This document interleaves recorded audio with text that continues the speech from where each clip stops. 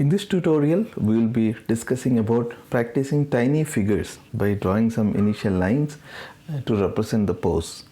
I'll be giving quick introduction to the skeletal lines and their proportions so that our drawing will look more convincing. Hi friends, I am Vanidas and let us together learn watercolors. Now it's the time for you to click that subscribe button and the bell notification so that you get notified whenever I release new videos, and I am planning to release videos regularly so that we all can learn together. Let's grab some pencils and colors and start our discussion.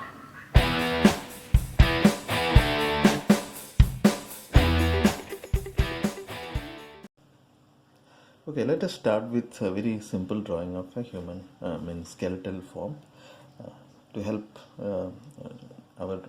our drawing later. Okay, so let us say this. I usually draw it something like this: a line to show the upper body, the movement of the upper body, and maybe a line showing the shoulder, okay, and a line for the hip, okay, and then you could probably draw the line drawing the feet, okay, the leg and feet, okay, basically the leg, okay. Okay, you can just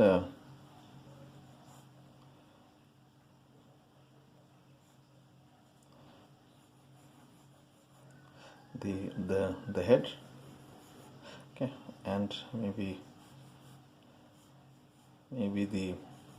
the other hand. So basically this gives some kind of a body movement, and you can see that there is some kind of a curvature here, okay. This is little bit of a curved line, okay, and there is a kind of a little bit of an action, I mean little bit of an angle here, okay, and maybe a little bit of an angle here, and there is a kind of curvature here. So that is just to get some kind of a fluid movement, okay, some not to make it very stiff, okay. You can also represent that into sort of gesture in a more of I mean, using some gesture lines also you can create, okay, these lines. So basically you could just maybe you could also use some gesture lines, I mean just free flowing lines, maybe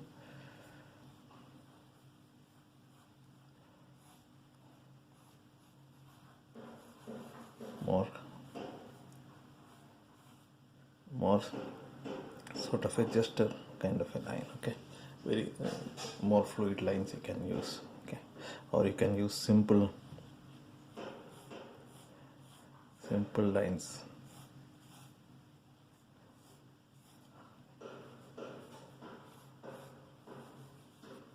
in whichever way you want. You can represent in very fluid kind of lines.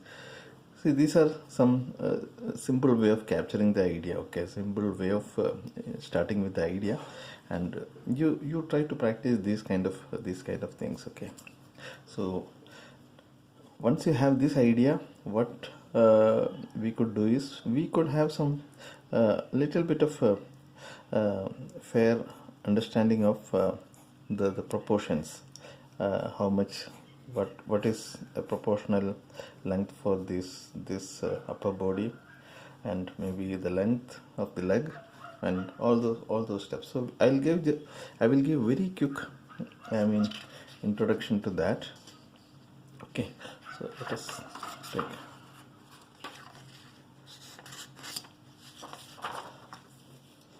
what I would suggest is you just sort of remember that the human figure can be treated as 8 head height, okay.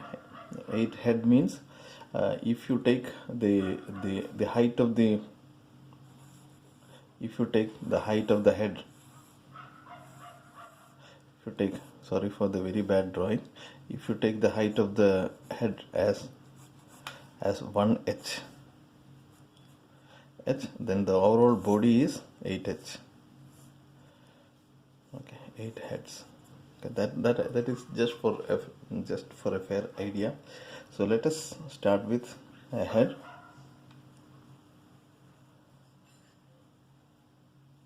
Okay, just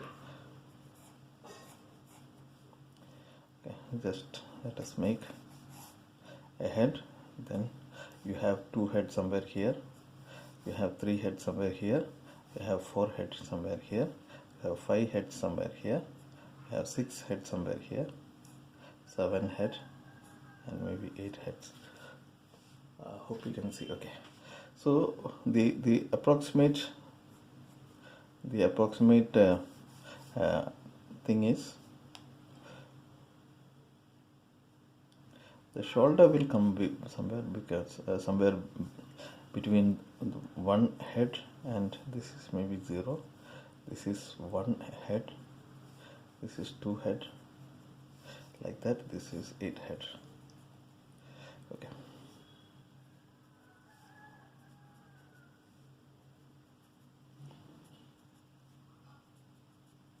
Okay, so we can take the shoulder will come somewhere here. Okay, here, and 2 head, 3 head, 4 head. Here the upper body will end. Okay, so the hip will come slightly above here, this, so the hip will come somewhere around at this point, the hip line. Okay, and the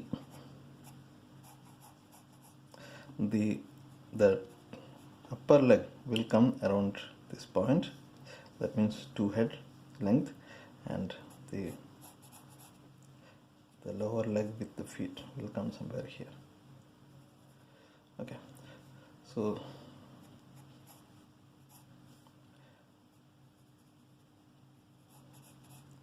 this is approximately the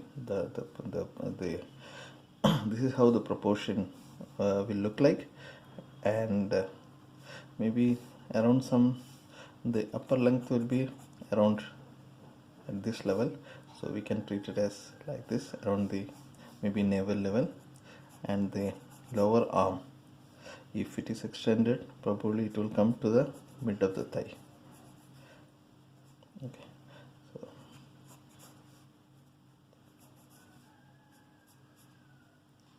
so this is the approximate proportion for the human body. Okay, so whenever you make the drawing, you can treat that, you can take that into consideration. So the spine will, the spine line can come up to this point. Okay, and the legs can come like this. This is not accurate. Okay, this is just a sort of approximation. Okay, you can just have this idea. Okay, now with this idea, if you want to have somebody bending to his say right, so we can make like this.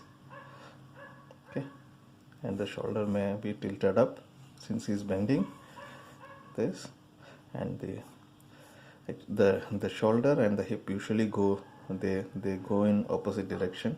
So if this is down, this will go up. Okay, and just have an idea of the proportion.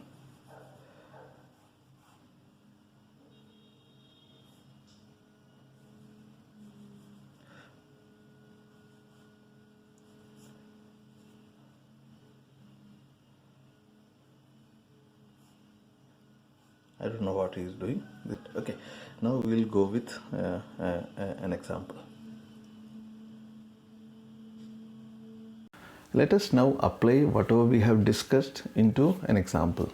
Okay, I am using a watercolor paper, 300 GSM cold pressed watercolor paper here, and let us draw a pose. Okay, here I am starting with the spine or the upper body line and the leg, the basically whatever we have discussed so far. And I'm thinking of the pose as well as the proportion when I'm drawing this.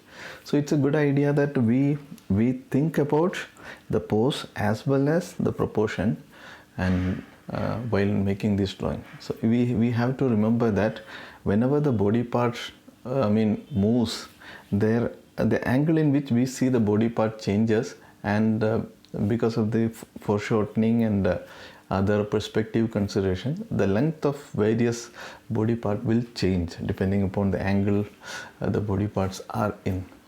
So we have to consider the concept of say upper leg being two head and lower leg being two head may not always work, because that discussion was when the body is facing us. So when the body is in motion, the body parts will the dimensions of the body part will change because of the perspective, the foreshortening and all those parts. Okay, now we have made a tall person and holding the hand of a smaller figure, and most likely this could be someone holding the hand of a kid, and we can make it a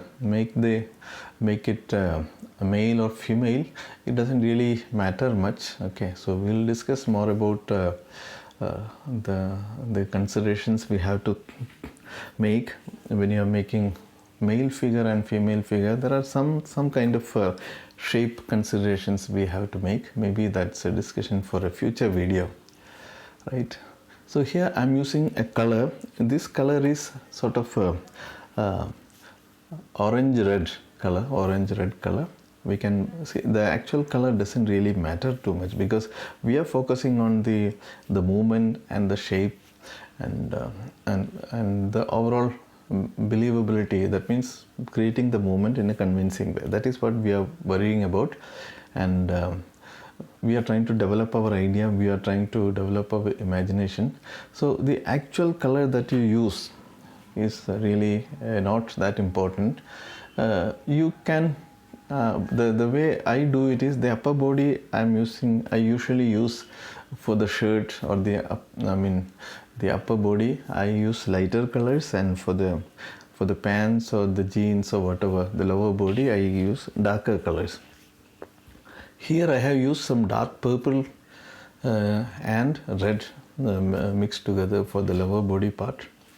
And more important is little bit of curvature on the body parts. Okay, if you can see the leg which is coming forward, there is some kind of a curvature that represents the actual illusion that gives the actual illusion that leg is coming forward. So these things you have to practice.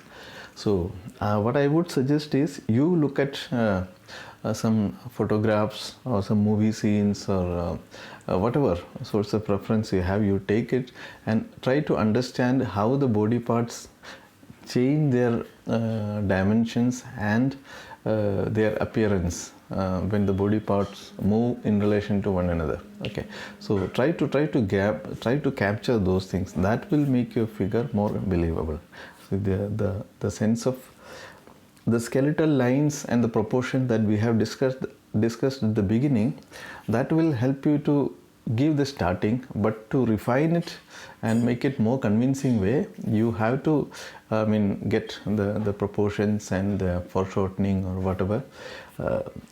You have to get them right, and that you can get it right only by observing from examples. So try to sketch from life, or try to sketch from reference photographs, etc., to get your the movements more convincing. Initially it is difficult, but if you proceed it will be more it will get easier.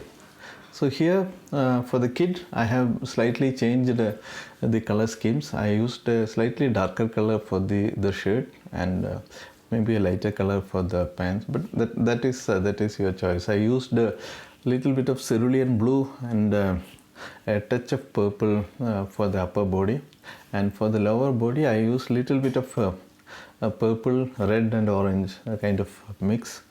Okay, so now we have a feeling that these two people are walking, and the father or the elder guy is probably looking to the kid, and maybe they are talking. Okay, that is the kind of story that I'm trying to create.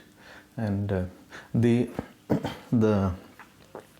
red orange kind of color that I am using is to represent the exposed body part. So you could use more realistic colors, but I think this color, the orange color, is sufficient for getting the illusion.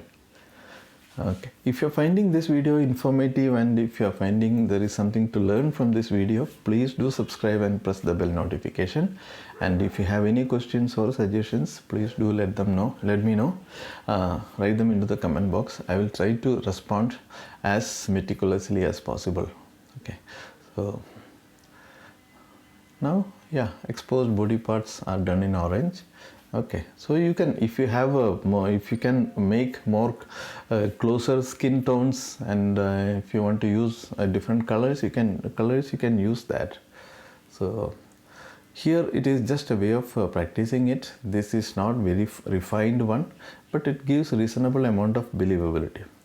So when somebody is moving, you will find that the right and left leg and the upper lower legs, they may have different tonal values because of the way the legs are moving in relation to one another. Some part of the leg may be in the shadow, some part may be hitting the light. So the tonal values also you can consider. And let us just finish it by adding some shadows. We are assuming that the light is coming somewhere from the top right side, and we get a shadow like this. So hope this was informative, and you had something to learn from this. Please do practice, and you just by following one video will not help. This video can give some ideas and some pointers to begin your practice, but please do practice. You need to practice lot and lots more to get convincing figures. So thank you very much for being with me, and hopefully you will improve your figure drawing, and we will see you in the next video. If you have any questions, please do let me know. And once again, thank you very much, and we will meet you in the next video. Bye.